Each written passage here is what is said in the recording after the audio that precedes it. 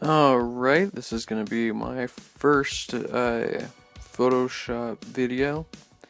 In this video, I'm just going to be showing you how to use some of the basic tools in Photoshop. So let's get started. What I have selected right now is your Move tool. It really doesn't have much of a function right now since nothing's selected and there's no layers, so we're not really going to worry about that. We're going to start off with the Rectangular Marquee tool. This tool is very useful in taking rectangular images like this and selecting that rectangular area. You can right click it and you have a variety of options, such as selecting the inverse, which is selecting the entire rest of the picture. You can save your selection, you can make a work path, free transform, transform the selection, etc.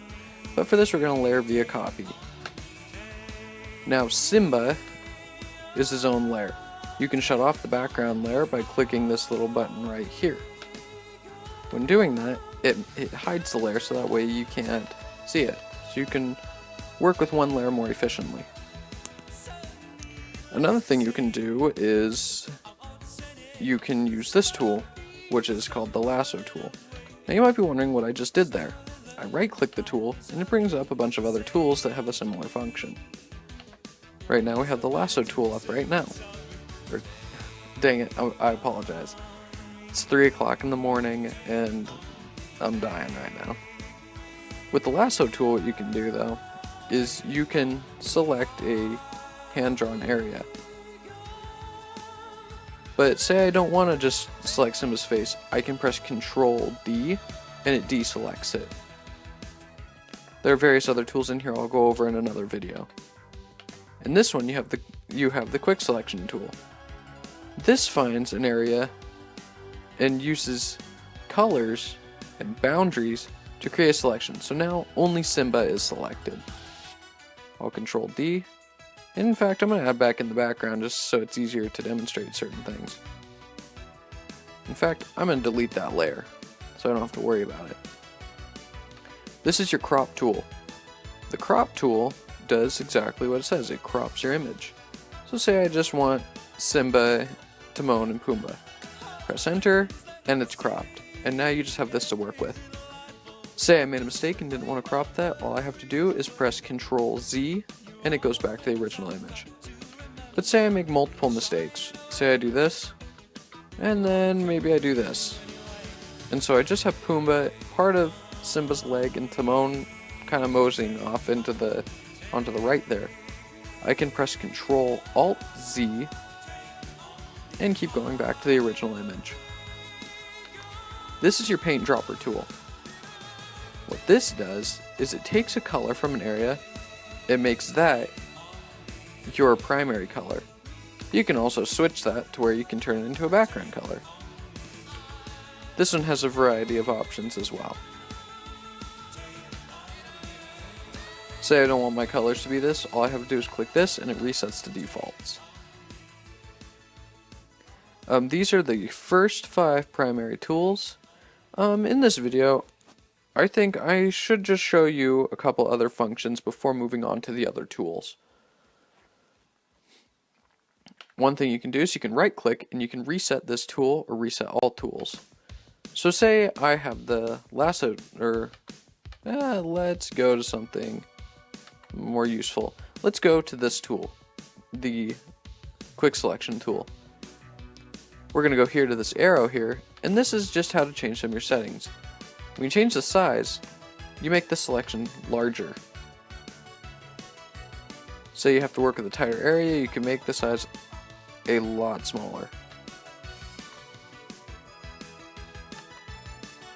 You can also do this over here. Well, not change the size, but you can do another function over here. This is the subtract from selection option, where say I select a little too much, I can just run this through and it'll start deselecting the area. This can be useful when you have like a little piece of it that you don't really want to be there. And this also follows lines, which is very useful. You have the add to selection.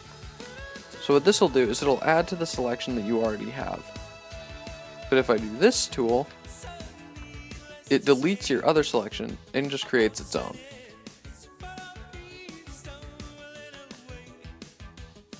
You can also change your angle of selection. We're going to reset that. Or no, we're not even going to reset it.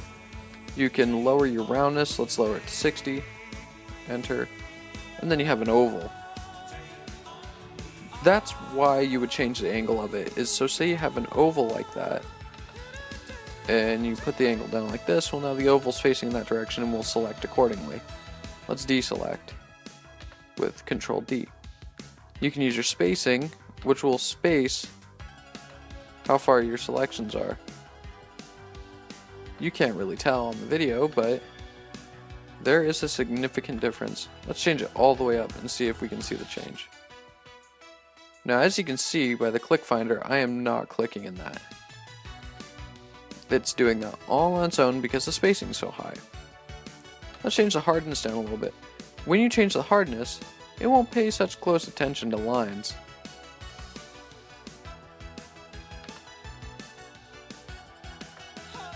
We can also change to other things of size. We can do pen pressure, stylus wheel, depending on what thing you're using. I'm using a mouse. I don't have a stylus wheel or a pen pad, so I'm not able to really use those functions. And also sample from all layers and auto enhance. So you can do that. It'll auto enhance it. You can also refine the edge. So say I have all this right here, and smooth out the edges, and blur them out, feather them a little bit, make it lighter like that. I can even add some contrast into it. I can shift the edge to where I can move the edge around, as you can see here. You can also decontaminate colors and do things like that, but that's for a later video. I've been covering the quick selection tool a lot, but the other tools have a variety of functions like these as well.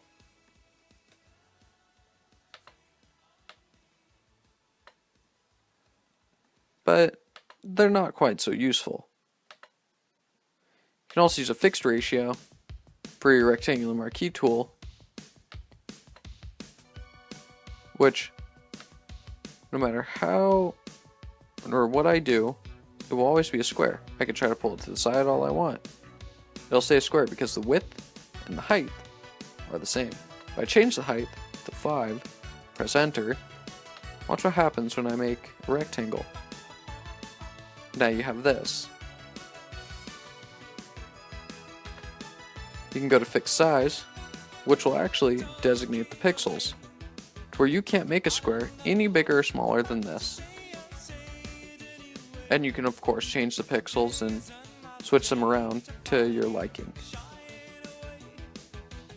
There are other functions over here that you can use, which I'm not going to go through those in this video since I'm running out of time. You can also feather, which I'll talk about that later.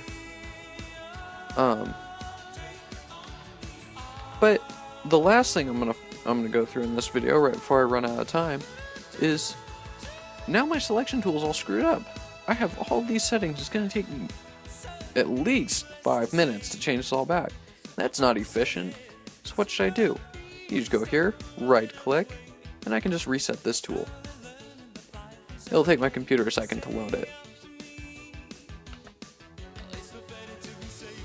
But yeah, you get the idea. You can also click here, reset all your tools. Reset all tools default settings, okay.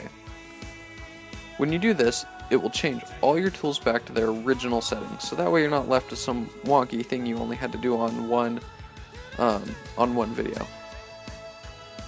And that's the end of this video. Thank you for watching, and I hope to put another video up